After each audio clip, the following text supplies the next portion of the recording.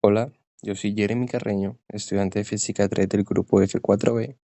El día de hoy voy a hablar y profundizar teniendo en cuenta una serie de preguntas sobre los temas de los siguientes artículos. El primero habla sobre radiación de cuerpo negro de una lámpara incandescente. Primera pregunta: ¿cuál es el fenómeno físico que se trata en el artículo? El fenómeno físico tratado en el artículo describe cómo se utiliza una lámpara incandescente para ilustrar las leyes de Stefan E. Boltzmann y el desplazamiento de Wien, que gobierna el comportamiento de radiación emitida por cuerpos negros. Segunda pregunta: ¿cómo cambia el color de la luz emitida por la lámpara incandescente cuando se ajusta la temperatura del filamento? El color de la luz emitida por la lámpara incandescente cambia significativamente a medida que se ajusta la temperatura del filamento, siguiendo el comportamiento esperado según la ley de desplazamiento de Wien, que establece que a medida que aumenta la temperatura de un cuerpo negro, la longitud de onda de la radiación máxima emitida se desplaza hacia longitudes de onda más cortas.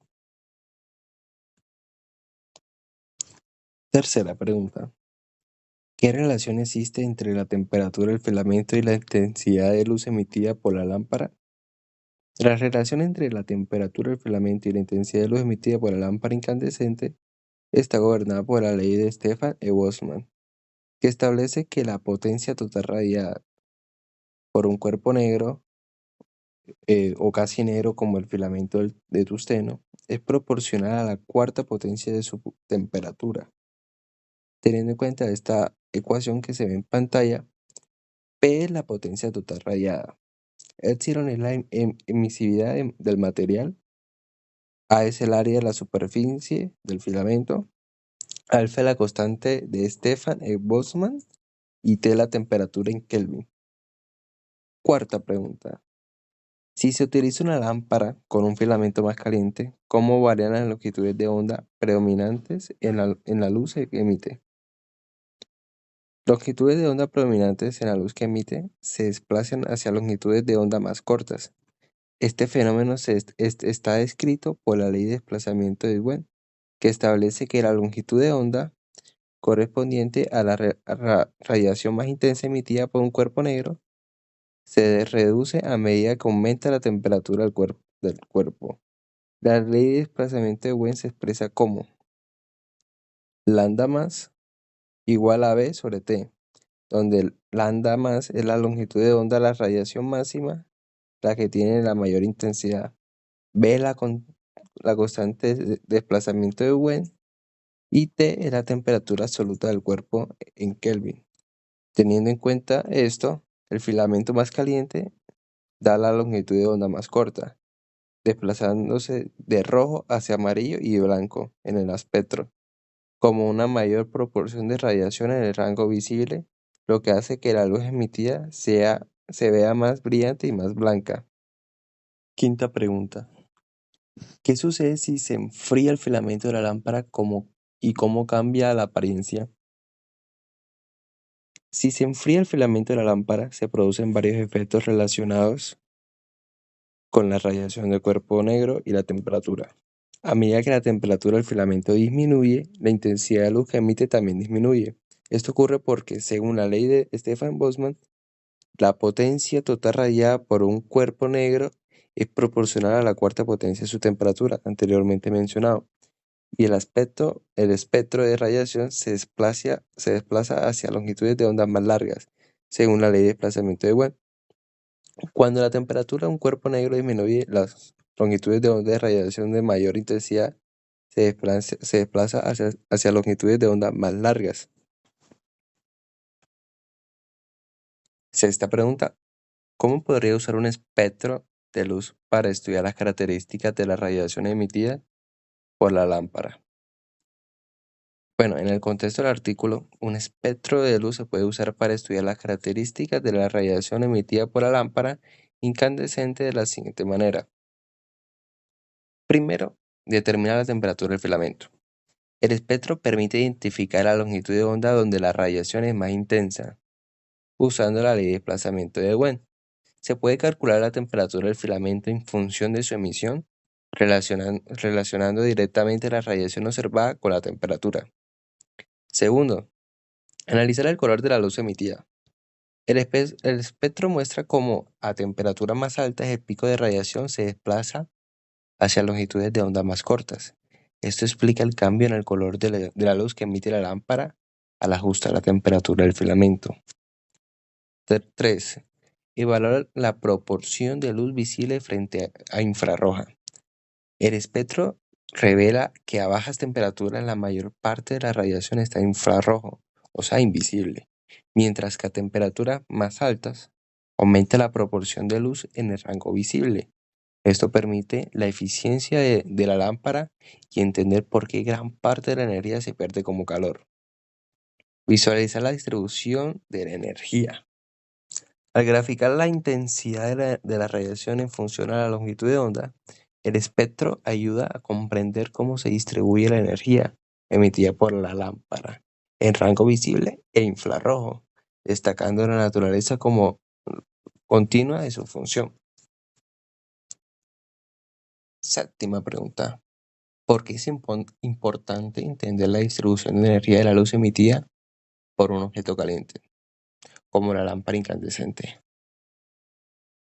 Bueno, entender la distribución de energía de la luz emitida por un objeto caliente es importante porque nos permite analizar cómo la energía térmica se convierte en radiación electromagnética, lo que tiene implicaciones tanto científicas como prácticas, como por ejemplo la eficiencia energética. Digamos que la distribución de energía ayuda a determinar qué fracción de la radiación emitida está en el rango visible y cuánto se pierde en calor. También comprender el color y la intensidad de la luz. La distribución espectral explica por qué los objetos calientes cambian de color a medida que aumenta su temperatura, lo cual es fundamental en aplicaciones como el diseño de iluminación y la creación de estándares de color en fotografía y cine. Veamos, por ejemplo, las cámaras térmicas. Estas cámaras detectan radiación infrarroja emitida por objetos calientes. Comprender la distribución energética permite diseñar dispositivos que identifiquen variaciones de temperatura en aplicaciones como la vigilancia, el diagnóstico médico y el mantenimiento de industria, como la detección de puntos calientes en maquinaria. Bueno, ahora voy a hablar sobre el artículo de una demostración del efecto fotoeléctrico. El artículo describe una serie de actividades experimentales simples y económicas para demostrar el efecto fotoeléctrico, usando luz solar en lugar de fuentes UV especializadas. Primera pregunta. ¿Cuál es el fenómeno físico que se trata del artículo? El fenómeno físico central que aborda el artículo es el efecto fotoeléctrico, un proceso en el que los electrones son emitidos desde la superficie de un metal cuando es iluminado por radiación electromagnética, como la luz solar o ultravioleta.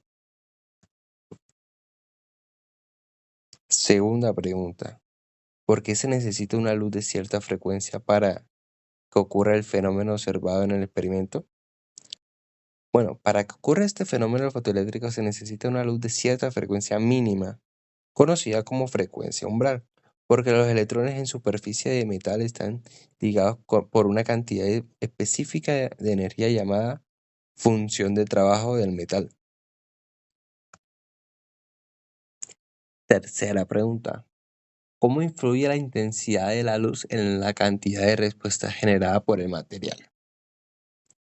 La intensidad de la luz influye en cantidad de electrones emitidos, pero no afecta la energía de cada electrón individual, ni determina si ocurrirá el efecto fotoeléctrico. Esto se debe a que la intensidad está relacionada con el número de fotones emitidos por una cantidad de tiempo, no con la energía de cada fotón. O sea, la intensidad es igual a la cantidad de fotones. Una mayor intensidad de luz significa que más fotones inciden sobre la superficie del metal en el mismo intervalo de tiempo. En el experimento, la luz de la lámpara halógena tiene intensidad pero no suficiente frecuencia para provocar la emisión de electrones, lo que demuestra que la intensidad por sí sola no es suficiente. Cuarta pregunta. Si el experimento se realiza con luz de diferente frecuencia, ¿cómo cambiarían los resultados? Mira, si el experimento se realiza con luz de diferentes frecuencias, básicamente los resultados varían dependiendo si la frecuencia de la luz supera o no el umbral. Si la frecuencia es menor que el umbral, los fotones no tienen suficiente energía para superar la función de trabajo del metal. O sea, como resultado de eso no emitirán electrones independientes de la intensidad de luz. Por ejemplo, si se usa luz roja sobre zinc, no habrá emisión de electrones porque su frecuencia está por debajo del umbral. Frecuencia igual o mayor que el umbral. Los fotones tendrán energía suficiente para, para liberar los electrones, y cualquier exceso de energía se convertirá en energía cinética de los electrones emitidos. Quinta pregunta. ¿Cómo podrías medir o detectar la respuesta del metal al ser iluminado por luz solar en este experimento? Para medir o detectar la respuesta del material iluminado por la luz solar en este experimento se puede utilizar las siguientes técnicas y observaciones. Como primero, observación del electroscopio. Indicador principal. La respuesta del material se mide observando cómo cambia la posición de la hoja del electroscopio cuando se pone a la luz solar. Segundo, comparación con diferentes metales. Cambia el metal sobre el disco del electroscopio, se va cambiando en zinc, aluminio y cobre, y mide cuánto tarda en descargarse. Tercero, uso de un filtro y un sensor de luz. Medición de la intensidad de diferentes frecuencias de la luz solar y utilizar un teléfono inteligente con una aplicación como Firefox para medir la intensidad de la luz que llega al disco del electroscopio, al usar el filtro de colores como azul y rojo. Cuarto, usar un cronómetro para medir el tiempo necesario que el electroscopio se descargue completamente después de ser cargado negativamente y expuesto a luz solar. Ahora, como sé esta pregunta, ¿qué importancia tiene la luz solar de este fenómeno en comparación con otra fuente de luz como una lámpara? En este experimento se tiene muchas ventajas a comparación de la lámpara. Primero, un amplio espectro de luz. La luz solar contiene un espectro completo de frecuencias, desde luz visible hasta ultravioleta. Específicamente las frecuencias ultravioletas, aunque en menor proporción, tienen energía suficiente para provocar la emisión de electrones en metales como zinc y aluminio. También, como los fotones provienen de la luz solar, tienen mayor energía en las frecuencias altas del espectro ultravioleta, lo que permite superar la función de trabajo de los metales. También un aspecto clave del experimento es que demuestra que la intensidad de la luz no es suficiente para provocar el efecto si la frecuencia es baja. Mira, la luz solar, incluso a intensidades menores, puede provocar el efecto porque incluye frecuencias altas en el espectro UV. En conclusión, la luz solar es esencial para este experimento porque ofrece una frecuencia accesible para frecuencias altas necesarias para demostrar el efecto fotoeléctrico, aunque otras fuentes de luz como las lámparas halógenas pueden ser útiles en ciertos casos, no logran reproducir el fenómeno de una manera efectiva sin incluir frecuencias ultravioletas. Este contraste refuerza uno de los principales fundamentos del efecto, que la frecuencia, no la intensidad, es el factor crítico. Bueno, eso sería todo. Muchas gracias por su atención.